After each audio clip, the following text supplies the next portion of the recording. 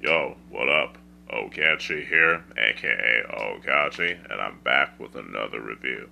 Now, today's review is going to be on the 1979 Taiwanese kung fu film classic, Death Duel of Kung Fu, and it stars John Liu, Don Wan Tao, and Kim Yeong-Il, aka Eagle Han Yin. Yeah, and the fight choreography is done by Mang and Yeong-Il, and it's directed by William Chun K, which is pretty cool. Now, without further ado, let's begin. I'm going to read the synopsis that I have written down the notes. And it's also thanks to the Wu-Tang collection on YouTube channel, that helped me out on this too. So, with a little bit of original stuff of my own as well. So, anyway, let's go. Let's do this. Taking place during the Ming Dynasty Qing Dynasty conflict, two skilled fighters come into a conflict with each other and eventually end up in a duel. One is Sun Xin-Kui, a Han Chinese nationalist who wants to fight against the Manchus and restore the Ming Dynasty, while as the other is Sung Sin, a wanderer who is an expert in kicking, who is actually a secret agent for the Ming loyalists.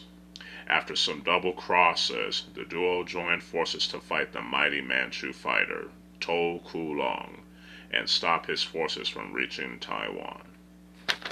Pretty good description there, I would say. I think the story is actually pretty good, and it has a bit of a twist, which is pretty cool in my opinion. It's not perfect. Now, I'm not saying that the story is perfect by any means. You know what I'm saying? It does have some flaws. It does have some plot holes here and there. You know what I'm saying? But for the most part, it's written well. You know what I'm saying? And the characters are pretty written well. They could have been written a little bit better. It could have been developed just a little bit better in terms, especially Sun Xin-Kui and Sun Sin, and Tukulan. But they were written well enough, to keep y'all interested, at least in my opinion.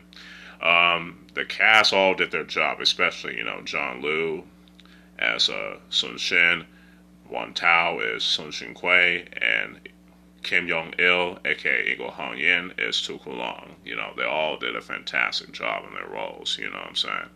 So, the story, characters, and acting all I would say they get at least a 4 out of 5. It's between a 3.5 out of 5 and a 4 out of 5 between those two.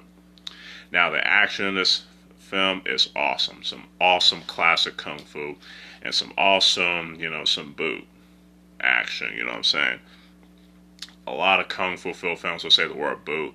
What they mean by that exactly is when a martial arts movie star from Hong Kong or Taiwan, whatever, display some awesome kicking techniques, especially if they have a background in karate or taekwondo, aka, like I said, taekwondo or taekwondo, like we say in the U.S., but it's actually pronounced taekwondo. Hapkido, taekyon, even, Muay Thai, you know what I'm saying? So that's what we mean by, by boot men or boot women, you know what I'm saying? And because we're talking about their skills in kicking, you know what I'm saying? These high dynamic kicks, you know what I'm saying? And Eric Jacobus of the Sun People did a pretty good action essay on, the art of high dynamic cinematic kicking, in his YouTube channel. I will link that in the description below. Like I said, the fight scenes were very well choreographed, very well edited, very well shot and lit, you know what I'm saying? And the film as a whole was shot pretty well, you know what I'm saying? Especially since it's a low-budget Taiwanese kung fu film, and it's independent on top of that, you know what I'm saying? The Taiwanese film industry, in terms of their martial arts films, have a very smaller budget compared to the martial arts films from Hong Kong, you know what I'm saying? So, but they work with what they have, which is pretty cool, especially since Hong Kong does the exact same thing, especially with their independent kung fu films and wuxia films and martial arts films in general. But anyway, like I said, the action has some classic kung fu shape goodness that y'all definitely love. So the action, cinematography, editing, and the lighting all get a 5 out of 5 tops. And the music in this was implemented well. Of course, it uses some live burn music, especially, the theme song from the Clint Eastwood Western film classic, Hang 'em High. You know what I'm saying? The classic American Western starring Clint Eastwood, like I said earlier. Yeah, the reason why I repeat myself in that, so that way, because it sounds a little better. You know what I'm saying? But anyway, like I said, the library music was implemented very well, especially with the non-fighting scenes, you know what I'm saying? Especially with the training and things like that, you know what I'm saying? And you can also hear the song, the Hang 'em High theme song, in a kung fu film that's called Mars Villa in the U.S., starring John Liu, just to give y'all a heads up. Anyway, the music gets a 5 out of 5. Overall, Death Duel of Kung Fu is a pretty fun Taiwanese kung fu film that I recommend y'all checking out for a bit. You know what I'm saying?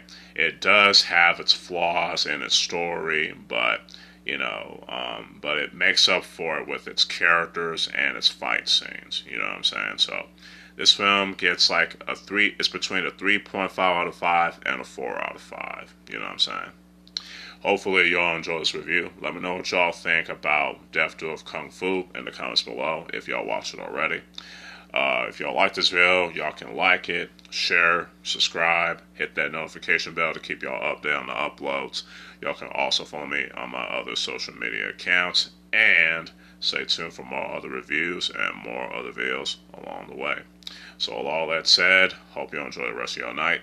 It's your boy, Ogechi Aghaji, aka Oaghaji, aka the Perfect Sensei, signing out.